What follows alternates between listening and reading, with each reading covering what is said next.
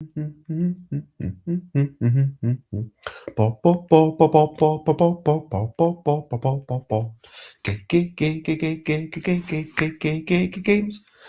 board games. I might be talking about board games, but I'm not gonna shout. Maybe you set up some things procedurally, and there are a ridiculous number of things to see. The cards can come out so many ways. You could be counting off the permutations for days, because maybe you get more permutations than the number of atoms in the universe. But modularity isn't always brilliant, and this song isn't something I rehearse. Hello, good morning, good afternoon, good whatever it is, wherever you are. 10 a.m. is UK time for another busy beats and board game blether. And today, episode 843, I want to talk about modularity. Whether it's modular boards, things being laid out in different ways. I mean, you've got something like Hey, That's My Fish, where the board is being laid out and it's like a brand new puzzle. You've got some things like Battle Sheep, where that layout becomes part of the game, and you feel like, okay, this is a strategic thing to ponder. Very similar games, those two. You've got, the shuffle of a deck of cards, but more transparently, you've also got randomizing the number of cards available in Dominion, having a board with different layouts, shuffling a bunch of player objectives together, and then dealing them out so that only some of them are used. In Scythe, having a top bit and a bottom bit and shuffling them together for, rather than just 5 possibilities of what you get, there's now suddenly 25 possibilities. Anything that you can combine does mean that there's more options. There's potentially more things to think about. Does that mean that there's more replayability? Well, I think that the answer to that is hopefully clear. I mean, I don't think this should be a hot take at all, but sometimes I feel like it is. And no, no, it doesn't add replayability. I mean, look at Go. I mean, perfect information, abstract strategy game. There's no randomness at all. You just have your blank board, you take turns to place black and white stones, and there's just a good amount of interaction. What I do depends on what you do, and the game is different. The game is replayable because we're humans. We're not going to follow the same set of instructions, because the player who lost should absolutely make different choices, and then the player who won previous game will have to change things based on that. And so it's all based on the humans. And I think that is the crux of replayability, not being told, okay, in this game, your ability A matches with ability 1 matches with ability alpha, as opposed to the other game where it's A 2 and alpha. I mean, look at Friedman Fries's 504.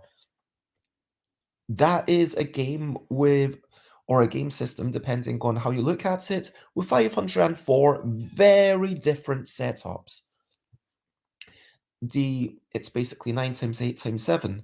And if you want to go off, house rule it slightly, you could go 9 times 9 times 9. But people don't keep replaying it. Why? Because it matters how interesting each one of these permutations is.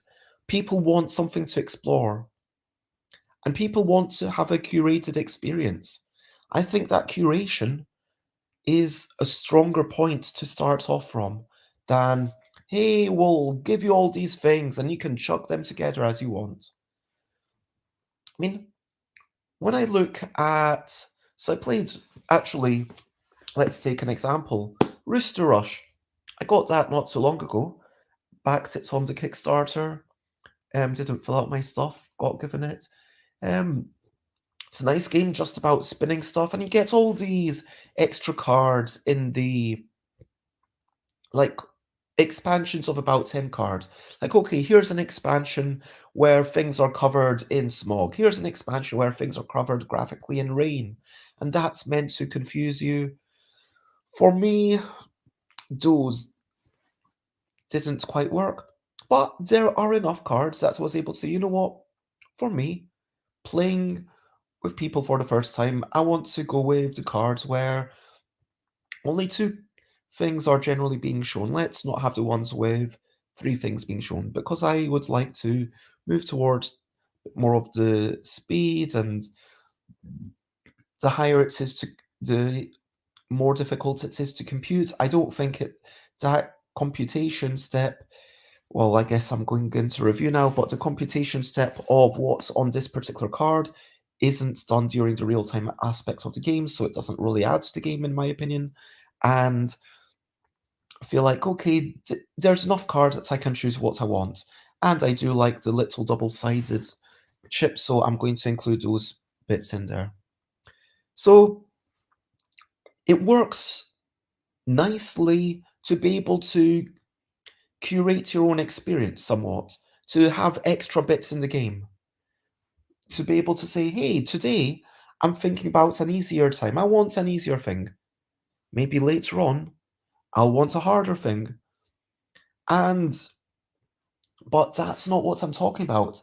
Like, that kind of feels like One Night Ultimate Werewolf, where sure, I've got, depending on who I'm playing with, the roles that I'm using are going to vary a lot more. If I'm playing it with non-gamers, I'm going to add more villagers in there. I'm going to add some more of the easier things. If I'm playing with people who don't mind a few rules, I'm probably going to have the doppelganger who copies other stuff, which is an extra thing to remember. But also doppelganger can be lied about, so I need to make sure I trust the people that I'm playing with, which unfortunately isn't always true. You know, but yeah, if I want a bit more chaos, I'll play with the drunk. If I want a bit more possible, let's say, for people to compute things, I'll maybe have the witch. But when I when people talk about modularity, they're really talking about randomized setup, something procedurally generated, where it's almost like you figuratively clicked a button and boom, there we go. Now, Settlers of Catan, I mean, you can set that board up goodness knows how many ways. I mean, I could work it out if I really took the time, but the point is, it's a lot of ways you can set up the Catan board. And are all of them going to be as good as each other? Probably not. Probably the scenario where you've got all your farms in a like little triad. I mean, it might be interesting once you're familiar with Catan and you're like, yeah, let's even do that intentionally. Let's put all these things next to each other and these bits and these bits and these bits. And I think that, there was a version, I think Fun or oh no, I can't quite remember the company, but they had a version where instead of it being individual hexes, it was strips. So you had your bits in the middle, you had the two bits on either side and the two bit. And so that lessens the modularity, but you don't need a million different permutations to make it a game. Like, that's just ridiculous. How many times are you even going to play this?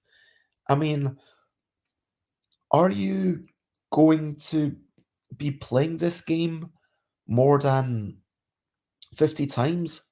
And if you are, at that point, is the modularity really going to be meaningful? Because if you consider the number of ways that a single deck of cards can be shuffled, that's just ridiculous. And it's probable that if you shuffle a deck of cards properly and play a game with it, no one will ever have played a game with that order of cards in it before. And that's amazing to think about. But the question is, what changes the game? What makes replayability? And for me, the thing that really changes the game isn't that in this game I've got one wheat here or one wheat there. The thing that changes the game for me is the people around the table. The thing that changes the game for me are the trades that we make, the conversations that we have, the strategies that we use, the things that I say, yeah, last time you managed to win, so maybe I'm going to be a bit more hesitant in trading with you. Hello, Elaine. Thank you for joining in, and I hope you're having a good morning. Do I think that randomness, like mentioned in a game like Catan, can influence whether people have a good first experience with that game and how they view it overall? 100%. And that's actually why I think that Catan does a really good job of giving you a recommended, thing. So it says, hey, here's what you should start off with. And I'm actually thinking about, by the way, in case you're wondering, yes, I do wear other colors, and I have black and white thermal clothes to wear. But yeah, red. I don't have any thermal stuff in red. Anyway, but yes, I think that having a individual permutation. Let me take a step back, talk about a couple of things, and then I will, yeah, maybe talk about Questable and talk about Lost Spark Standing.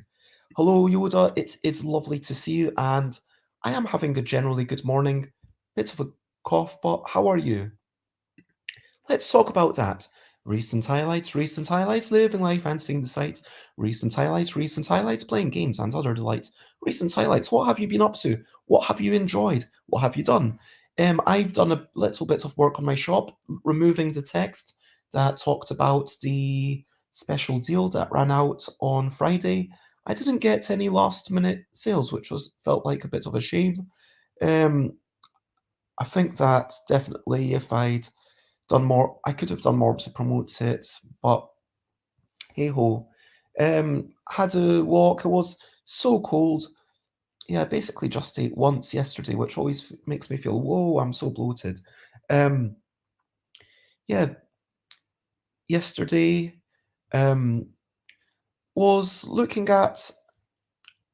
I found out that there's a Go program that plays Go that people can easily beat, but it's managed to exploit one of the best Go programs in the world, basically because it's just another reminder that even the best AI is going to have possible ways that it can be exploited. And it's a reminder that there always needs to be an override, because whilst humans are fallible and humans will make mistakes, if we've got the AI and a human working in tandem, that might be a little bit better. I mean, it's fine when it's just a game of Go or a couple of degrees wrong in your building, but it's a major problem if it's a car driving around. But yeah, and Magic the Gathering 30, I mean, that continues to be a really weird thing. People are talking about it. There was a fireside chat where they talked about the printing of each individual set and seemed to not understand that people are bothered about the amount that each individual has to spend in order to stay current. I do believe personally that collectability should come from alternative art rather than game pieces. But obviously, big company might disagree with that. Elaine says, I finished a board game themed Christmas song yesterday, so I was proud of myself for that. That sounds absolutely lovely. Let's talk about brilliant thing, what's a little thing which is brilliant? I mean, let's talk about replayability because that's the real topic today. Yes, it's about modularity, but it's about whether modularity leads to replayability. What I'm going to say, replayability is a desire to play the same games multiple times, and maybe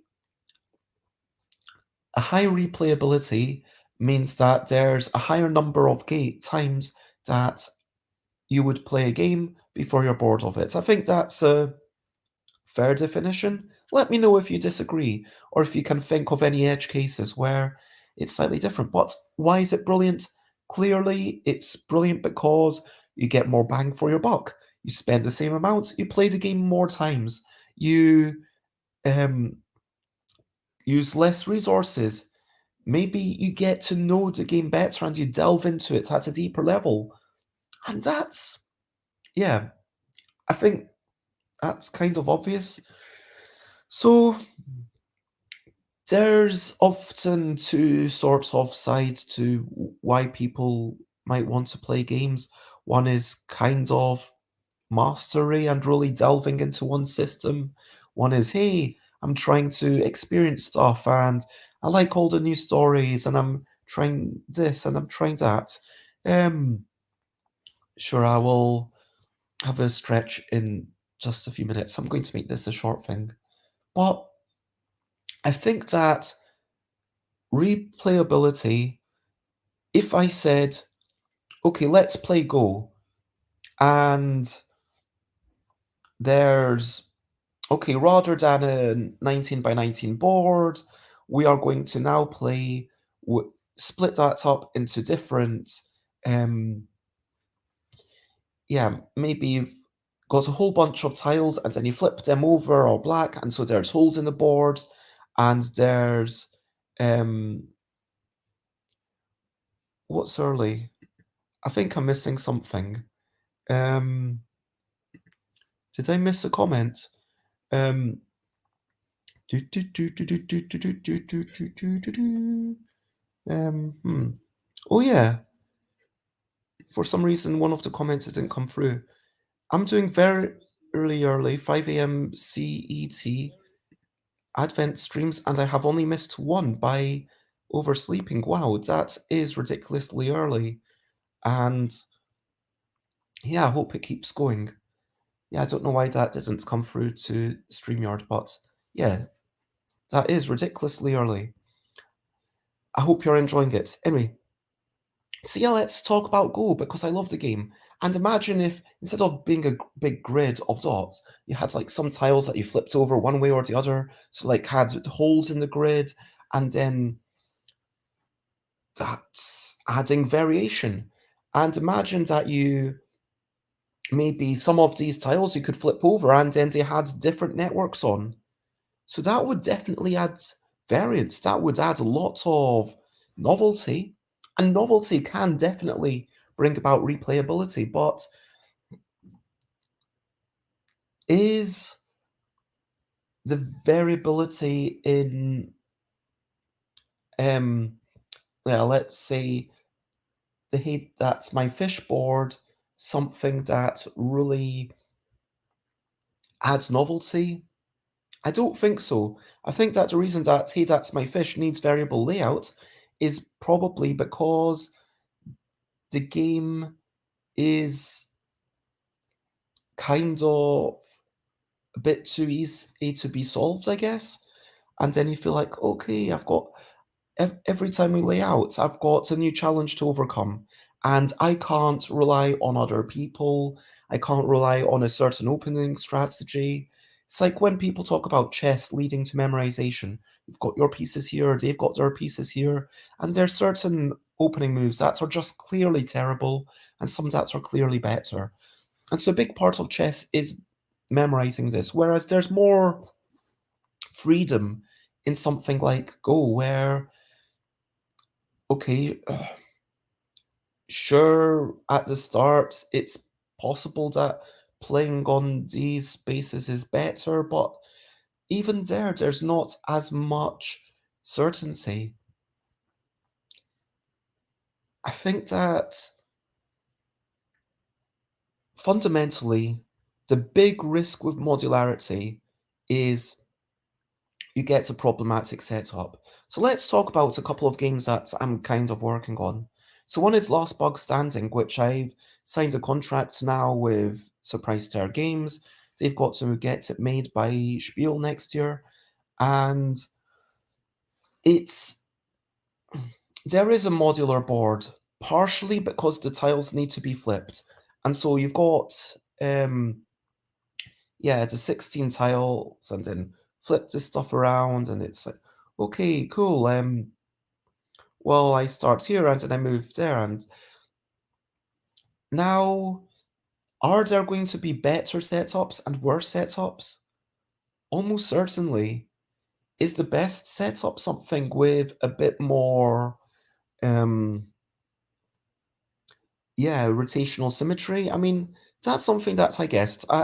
Alan asked, hey, can we pick a starting setup? And I made a stab at it and sent it over. And that's something that Alan can playtest and see, is this the best setup? because the more modularity there is, the less you can playtest each individual iteration. And so, yeah, when Elaine talks about, is that down to playtesting? Sure. But the thing is, when you're playtest, you've got a limited number of hours that you can spend doing anything. It's not like you can say, well, spend more time doing it. Let's imagine that rather than dividing player boards into two, Scythe, the more complicated version came out where it was player boards divided into three. And then you had not only 5 by 5 equals 25, but 5 by 5 by 5 equals 125. And you can see how it goes up in an exponential manner. And that's just too many for you to playtest. When people do agree that sometimes, yeah, okay, these two are too strong or these two are too weak, and some people house rule it, given all the statistics that have come out. And even with thousands of games that Jamie Stegmaier had access to, even if you try to do your best, you've got a limited number of hours. And so if you focus on one thing, you're going to be able to playtest that one setup a lot better than your ability to playtest 25 things, let alone 125 or several million. I don't know, like it might be in. I mean, Last Bug Standing is probably one of those games where it has a ridiculous number of things. Now, on Friday, I think I mentioned that someone was playing Questable and they really enjoyed it. It was 3 players, actually 4 players at the table plus me. I was just watching them, and they all really enjoyed it and said, "Hey, this is like a party game." Like, I wouldn't think of it as a party game because it only plays up to 4, but they thought of it as a party game, something that feels slightly social, something that isn't too difficult for them to learn. In which case, yeah, for me, that's just like a casual game, which is. But anyway, let's not get into semantics. So they say, yeah, this is something that I'd like to keep playing with my friends. But what you're doing is you've got a series of about 50 levels that roughly keep going up and up and up in difficulty. And these 5 levels I've enjoyed, but maybe I don't want to go to level 7 at some point. I might feel like I don't want to keep going up. Maybe it would be better if you had different cards with objectives and then you mix them together, and that could give you a modular setup. So you've got this card tells you to do this thing. And so, just to clarify, Questable, cooperative game, making words. Level 1 is just you're trying to make 4 words, and then level 2 of the normal difficulty level, you might have to start using 2 level. Oh no, level 2, you remove some cards from the deck, so you don't have access to certain letters.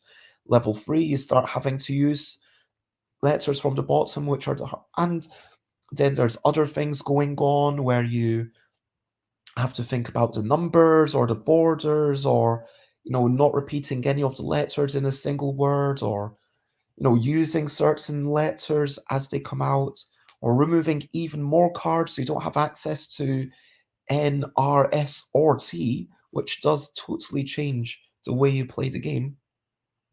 And there's definitely a lot going on, but it's carefully curated. So when I think about how I was cycling home and I was pondering this, because when someone tells me something, especially if everyone at the table agrees, which in that example, everyone's like, oh, yeah, yeah, yeah, yeah, okay.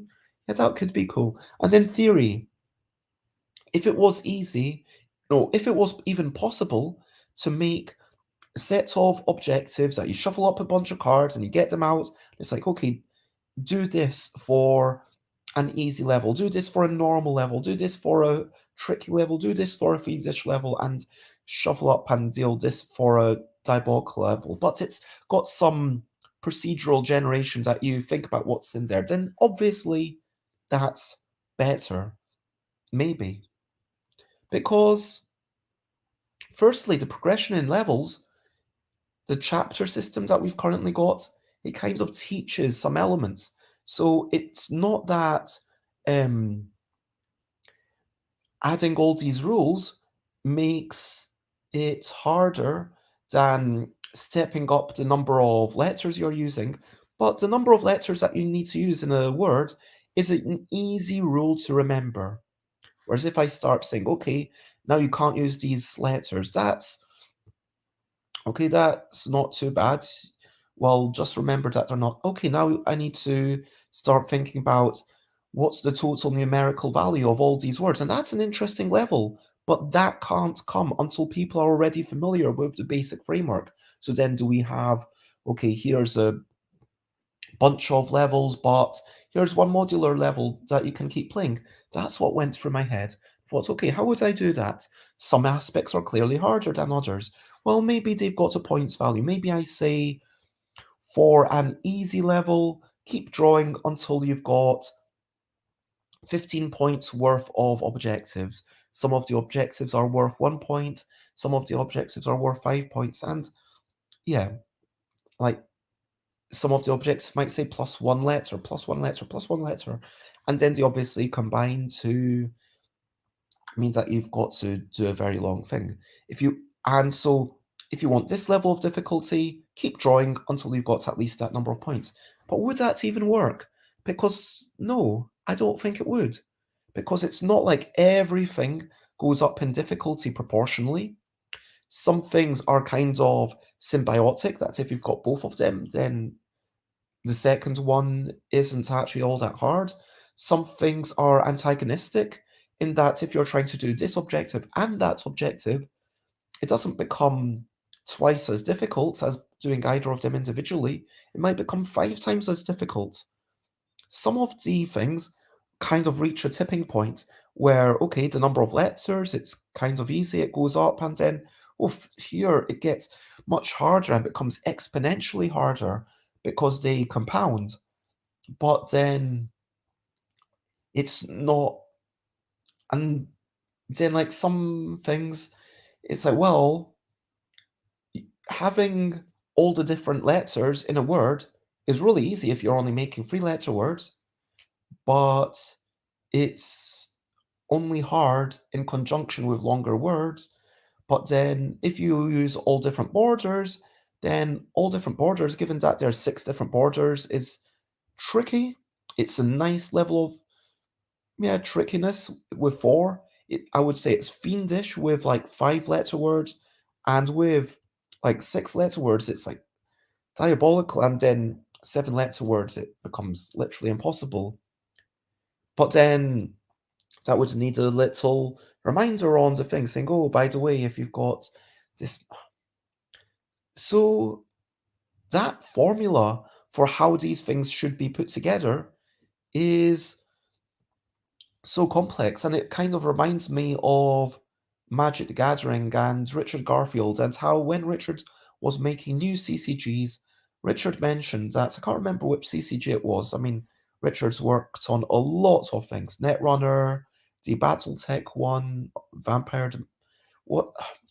So Richard was saying that they tried to work out a formula for saying, okay, this is what this is worth, this is what this is worth, and I will work out how much energy or whatever these things should cost. But in order to make interesting cards, every card basically needed a whole new line in the spreadsheet, a whole new line saying, okay, I'm doing this thing, and what is this going to cost? Because you can't just make new combinations and expect people to get excited. Every new set has to come up with a few new mechanics to keep people excited, and they do a great job with that. Every new card should kind of be pushing you and in a new direction. And similarly, that's, I think, the great advantage of something being genuinely campaign based rather than essentially algorithmically generated. And so I would say, yeah, sure, modularity is fine. And all else being equal, sure, it's an extra bonus. But if I had a choice between having so many pieces that I could have, you know, trillions of, or 10 to the 82, like some ridiculous number. I mean, trillions are only like 10 to the 12, I think. Thousands, millions, billions, yeah. So, like, let's say it was some ridiculous number, like 10 to the 82 number of possibilities. I would honestly rather have like 5 or 10 levels where it feels like, okay, these have been curated, these work well. I mean, with Go, I could play all the extra networks. I mean, people come up with them all the time. Exactly the same rules of the game, but just instead of a straight grid lattice, it's now a triangular grid, sometimes weird grids where lines connect in different ways. Of course, people experiment with that because it's an obvious rule change and you can mix it together and it's interesting. But really, what do I do? Well, if I'm teaching someone, I will show them all the principles on the 5x5 until they can beat me. And then it's like, okay, now you're ready. Let's play on the 7x7. And then 9x9, that's an interesting game. 13x13, that's an interesting game. That takes a bit longer. 19x19, that's a fascinating game that just takes about a couple of hours. And so there's these different experiences, and they've been tightly curated over thousands of years that people have agreed that. And similarly, I would almost rather someone say, hey, here are 3 possibilities, and let me tell you what's the difference. I love the fact that in One Night Ultimate Werewolf, it tells you, hey, here's a version for extra chaos here, and it gives you these recipes for how to play it differently. Because modularity isn't enough. The problem with modularity is that you do get randomness. So mixed in with that, hey, here are some fun things, here are some bits that work really well, you also get these bits that work rubbish. And sure, that's if you love a game like Go, sure, you might be willing to experiment. Sure, if you love games in general, like me, I'm happy to play games that might be a bit rubbish and for the joy of learning what else is out there because I love novelty. But ultimately, if I'm spending the time with something that the designers made, I would far, far, far rather they just spent the time making one board rather than that works well, rather than making it so that there's 1,000 possibilities and there's a 1% chance of it being a rubbish first experience. Because let's say I don't enjoy it a few times. Does that mean that it's a bad game? Does that mean that it's a game not for me? Or does it just mean that I was unlucky? So yeah, if you do have modularity in your game, please do the Catan mode and have a suggested first game setup. Um, and I'm really glad that Alan Paul asked for this. And yeah, I am pushing for, I guess, Questable to keep on its own track to have these levels that you can play again because the way the cards are dealt, the order in which they come up, especially with 3 cards at a time, matters a lot. And so my hope, pardon me, I guess, is that if you play it with a new group of people, you'll enjoy it enough to replay the same chapter and judge for yourself what the difficulty level is appropriate. But yeah, if a game is good, then I think there's enough going on with interaction. There's enough changes in the game, and even with the shuffle of a deck of cards, you've already got enough. So that's me. That's all I've got left to say, and I will check on Twitch to see if there's any comments that I might have missed. Nope. Well, let me ask my question of the day. Question of the day. Here's a little question before we get on our way. Question of the day. So my question of the day is, What, yeah, how do you feel about games that have a long campaign that say, okay, here's 50 levels and then guide you towards playing the correct level? I mean, I'm almost actually, what I really want to know is, have you ever played one of those puzzles, like those puzzles where you get 50 levels or 70 levels or 40 levels, or it's always a large number, and okay, some number of these are going to be too tricky for me, some number of them are going to be too easy for me, some of them are going to be in the sweet spot. How do you deal with them? How do you play one of them? If you bought a new one, how would you approach it?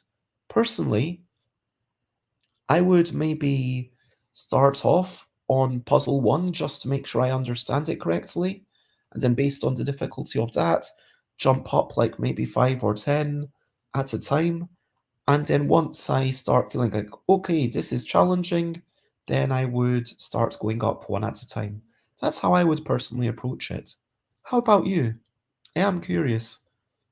And so, yeah, if it's puzzles or indeed different setups that say we are. And yeah, for Questable, where I tell people, okay, level, this is the easy set of levels, this is the normal, this is the tricky, this is the fiendish. And I say, okay, easy, if you're still learning to read and write, or if you struggle with word games, this is for you. Normal, if you haven't played many word games, or if you, but it's also about how much of a challenge people want. Or if you, um, yeah, and I'll try and guide people towards starting on the right place. But yeah, how do you approach things like that? Hello, Aaron. It is lovely to see you. Hope that you're having a good morning. Brain tease. I've had some fun with campaign games, but I have a bit of fatigue. Yeah, I totally get that. If a game is saying, please, please, please keep playing me for so many levels. And that's why I think that, yeah, what I'm doing with Kirsten Lunde is hopefully interesting, where I've got like, okay, here's 10 levels, and we're kind of repeating those 10 levels 4 times with a bunch of variations, and then it gets up to the top. And brain teasers are interesting though. I worked on some brain teasers that Asmodee published. Oh, nice, which ones? And it's hard to come up with 50 puzzles that have a fun aha moment, or even 10 tutorial puzzles but 40 aha moments. Yeah, I mean, level design is definitely an interesting one. Um, I'm still, I don't know if it's playable given that Flash is no longer a thing on the internet, but I was really proud of Exorbis 2, which was something that I designed 15 years ago. So someone else was programming it. I'd given them a lot of input when they did the original game, and then I just did the level design for the sequel. And it was like, okay, here's the things we're playing with. And yeah, some people. So it was a zigzag difficulty level where every horizontal row was kind of exploring a new facet of the game and then making it harder and harder. It's like level one was just, oh, this is how the game works. But a lot of people said, hey, this is a bit too tricky, and I would actually rate the game higher if it's only had these levels. So they're talking about like the easier 50 levels. And it's like, that's really interesting. So for you, the game became worse because it had more content.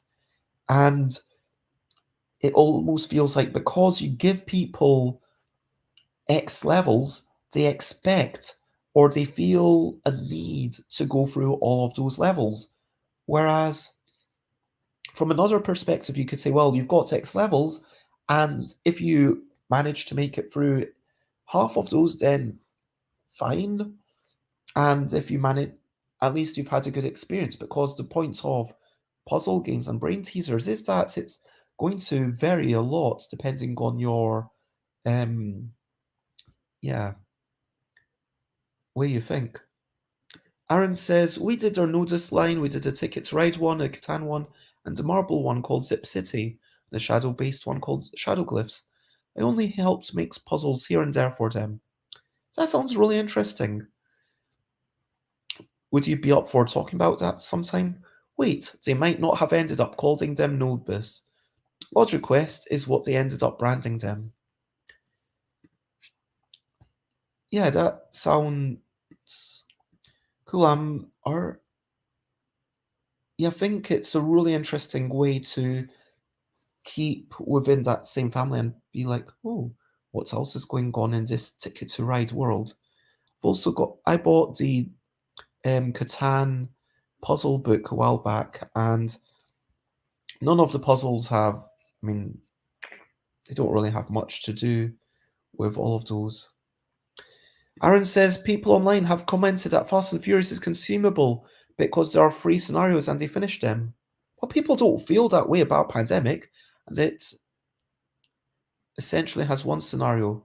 I mean, I thought you were going to say it has however many scenarios the number of difficulty levels are. Well, anyway, the idea of modes, scenarios, setups has a lot of weird facets to it. It influences people's perception of the product in all sorts of ways. Yes, 100%. And I think it's important when you're laying things out to kind of, yeah, you don't need a big change for the game to be worth replaying. I mean, as you say, with Pandemic, when you get a new setup, it's not, wow, this is a modular setup with so many possibilities, with so many permutations. But in a sense, there are a lot of permutations in how you play it. And it is a whole bunch of different puzzles that you can solve. And each time it's a brand new puzzle, but there's also the hidden information, so you're not sure what's going on. I think it comes down to communication. I think it comes down to reminding people, hey, remember, you don't need to keep, you finished the chapter, congratulations. But if you would like to replay it again, if you enjoyed it, feel free to keep replaying any of these levels that you particularly enjoyed. Or or go to an easier thing if you want, whatever. Our scenarios also have graduated difficulty levels within each, so that part is the same. We thought we were making this game with 3 times the replayability, and technically there is, but some people don't see it that way. Yeah, that is a really interesting way to think about it. I am going to continue wrapping up. Over to you, what are you up to? You can share a button if you want to. I'm going to send a bunch of things in the spreadsheet. Got some things ready to post. I was getting in touch with all of my UK Games Expo volunteers. I'm sending off special stuff to, I mean, I don't want to say just UK Games Expo volunteers, but everyone who helped me at the other shows was also at UK Games Expo. So Tabletop Scotland was Kat and Jane and Josie, who was helping me out a few times. Anyway,